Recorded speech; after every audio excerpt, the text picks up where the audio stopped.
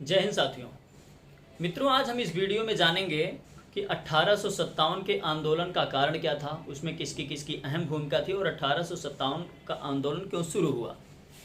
जैसे कि हमने मेंशन भी किया है, 1857 का आंदोलन 10 मई 1857 को मेरठ छावनी में विद्रोह हुआ। तो आपको ये ध्यान रखना है कि 1857 का आंदोलन कहाँ से शुरू हुआ, किस शहर से शुरू हुआ। तो याद रखना है, कई बार कॉम्पिटिटिव एग्जाम में पूछा जाता है कि 1857 का विद्रोह कहाँ से शुरू हुआ। तो आपको याद रखना है, मेरठ छावनी से शुरू हुआ, मेरठ सिटी से शुरू हुआ है। अब मित्रों, इंग्लैंड से आई नई कारतूस जिसमें गाय और सूअर की चर्बी।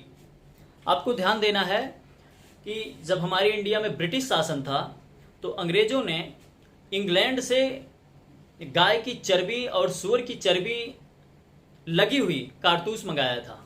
उसमें उस कारतूस में गाय की चर्बी और सूअर की चर्बी लगी हुई थी। और यहाँ के जो पुलिस थे, मतलब इंडियन जो पुलिस बनाए गए थे ब्रिटिश शासन में, जो इंडिया के पुलिस बनाए गए थे, इंडिया के जो लोग थे जो पुलिस में भर्ती हुए थे, उनको वो दिया गया, वो कारतूस दी गई। उनसे बोला गया कि दांत से काट के फिर लगाना है। तो उसमें क्या दिक्कतें आई कि लोगों ने कहा कि नहीं, हम ऐसा बिल्कुल नहीं कर सकते। यहाँ के जो पुलिस थे वो उन्होंने उसका विरोध किया। उन्होंने कहा कि मैं ऐसा बिल्कुल नहीं कर सकता, यदि हम लोग ऐसा करेंगे तो हमारा धर्म भ्रष्ट हो जाएगा, हम किसी भी हालत में ऐसा नहीं कर सकते हैं। जब उन्होंने इसका विरोध किया तो अंग्रेजों ने क्या किया, 3 छावनियों पर इन्होंने, जो ब्रिटिश के अधिकारी, ब्रिटिश के प्रशासनिक थे, ब्रिटिश के जो पुलिस थे, उन पर छापा मार दिया। और इन्होंने क्या किया, उनको घेरे में ले लिया।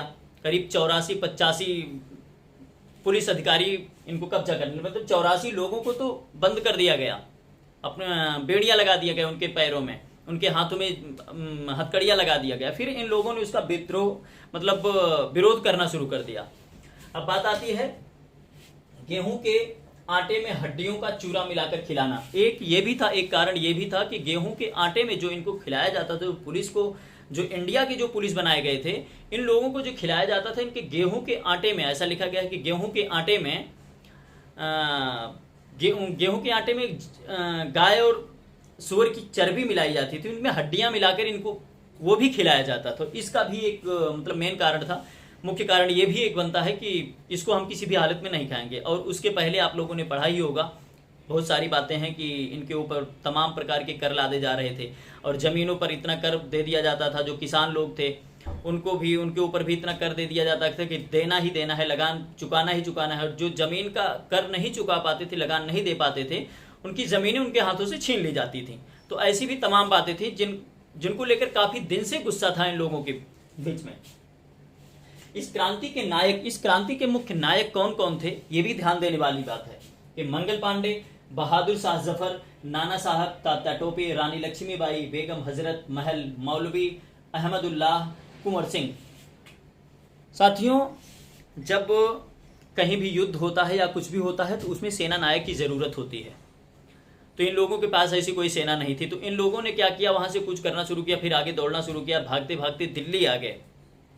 वहाँ से लड़ाई झगड़ा शुरू किया, वहाँ से मारपीट, सब कुछ अंग्रेजों के, इनके जो थाने बनाए गए थे, जेल बनाए गए थे, उस पर इन्होंने लूट खसूट करना शुरू किया, मतलब मारपीट करना शुरू किया, अंग्रेजों को मारना शुरू किया, उनके बंदूकों को छीनना शुरू किया, उनके जो और दस्तावेज थे उसको जलाना शुरू किया। मतलब बिल्कुल ये उस हालात पर आ गए थे कि किसी भी तरीके से अंग्रेजों का शासन खत्म कर देना है।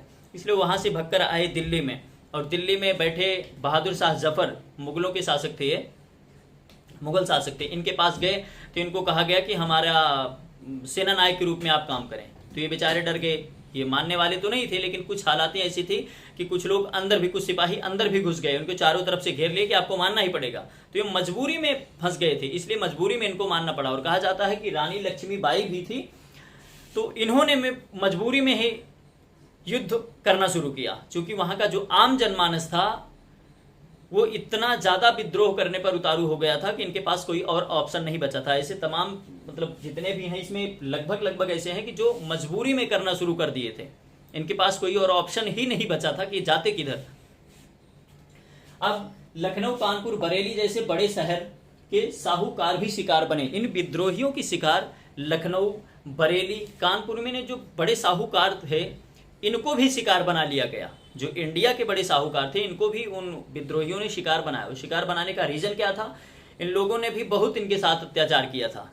और ये लोग विद्रोही कहते थे कि ये पिटलग्गू बन के काम कर रहे हैं, अंग्रेजों के पिटलग्गू बन के काम कर रहे हैं। अंग्रेज जो इनसे बोलते हैं वही हमारे ऊपर शासन जमाने की कोशिश करते हैं, हमसे कर वसूलने की कोशिश करते हैं, ऐसा करने की कोशिश करते हैं, ऐसा करने की कोशिश करते हैं।